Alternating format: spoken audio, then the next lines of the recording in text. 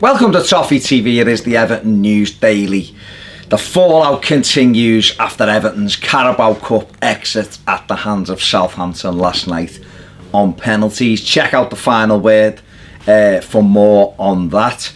Marco Silva has defended the amount of changes he made last night in the game. He said it's normal to change the goalkeeper for this competition. I totally disagree with Marco on that. I think Jordan Pickford should have played. It's as simple as that. I think once you start messing with the back four with your goalkeeper and two centre-backs who are trying to build up that relationship, I think it puts unnecessary uncertainty in your defence. I feel as though if Stekelenburg was genuinely challenging Pickford for that position, then you'd go, I can see what he's trying to do. He's not.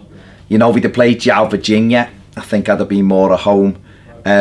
He's also obviously mentioned players like Cenk Tosun and said he's a first teamer, Schneiderlin's a first teamer. We get that.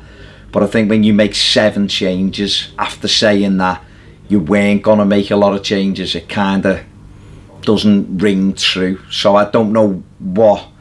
I'm not putting it on Silva. I'm just saying he's made a mistake as far as I'm concerned. That being said, the players who come in have got to do more. They've simply got to do more when you're given the opportunity, and they didn't. So, you know, we're out of it again. It's a disappointment, and we have to just make sure that, you know, we get it right on Saturday. You know, it's a tough game away at Leicester, and we'll have to see what happens there. But, you know, I just wish that we play our as stronger side as we can with maybe 2 or 3 changes, not wholesale changes. But it also showed me the areas that we are lacking, and that is centre midfield and a centre forward. Joleon Lescott, former Everton defender, has given an exclusive interview and said that Phil Jagielka is still Everton's best defender, even at the age of 36. He said we haven't done well enough in buying defenders, and he still thinks Jags is the best at the club. He said obviously Yerry Mina, he doesn't know much about him. Zuma, and, you know, Michael Keane. So interesting. I mean, let me know what you think. I think Jags can still do a job, but he shouldn't be first choice nowadays, I don't think. I think Keane and Zuma have done all right. We all want to see Yerry Mina, and obviously Mason Holgate, a young lad learning his trade. So, you know, I sit on the fence with Lescott's comments there. You know, I get what he's saying about Jags. He's been a fantastic defender and knows how to read the game, but is he our best defender? I'm not so sure. Talking of Jags, Everton are looking to play a behind closed doors friendly during the international break to give Jags a game. They're also looking to try and give games to Yerry Mina, Andre Gomez, and, you know, Seamus Coleman may play in that if he doesn't go away with Ireland. I imagine he may play on Saturday, Coleman at Leicester, and then go away with Ireland.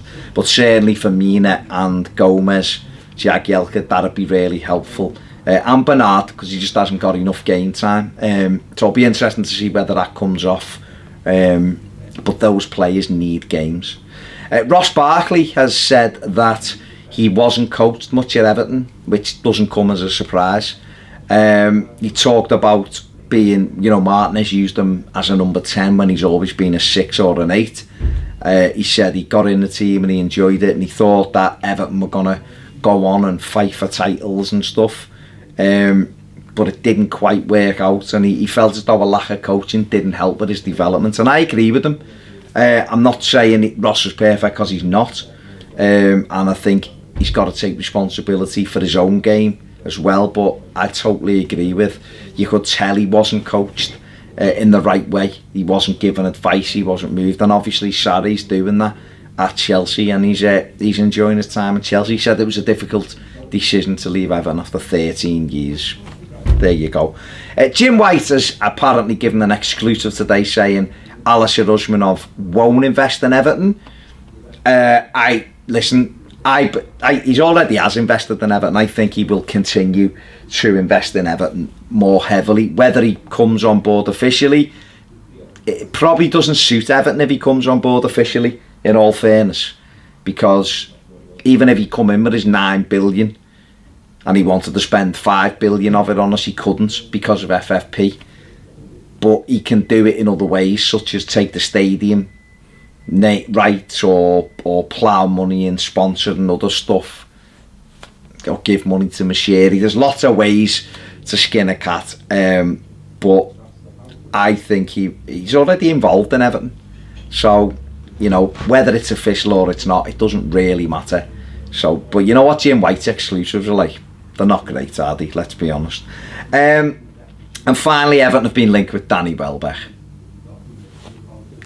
He's not what, I don't think he's what we need, but who knows? We need a centre forward, that's for sure. Someone to challenge Cenk Tosun. I don't think Niasse is the answer, and Dominic Calvert-Lewin for me isn't ready. So that's an area which we need to strengthen big time in January. If I had, you know, if I could buy players who I think are realistic, Jamie Vardy I'd bring in because I think he'd be perfect for us, or Rodrigo, the lad at Seville, or Valencia, isn't it? Sorry.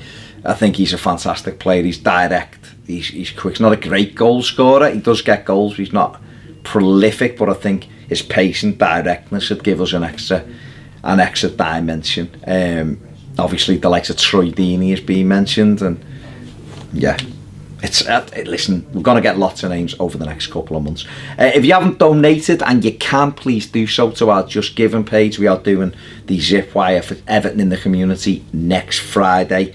100% of your donation goes to Everton in the community. Fantastic charity. If you can give 50p or £1, please do so. If you haven't subscribed, please do so as well. If you want more videos, get over and join us on Patreon. Thanks for watching. See you later on Toffee TV.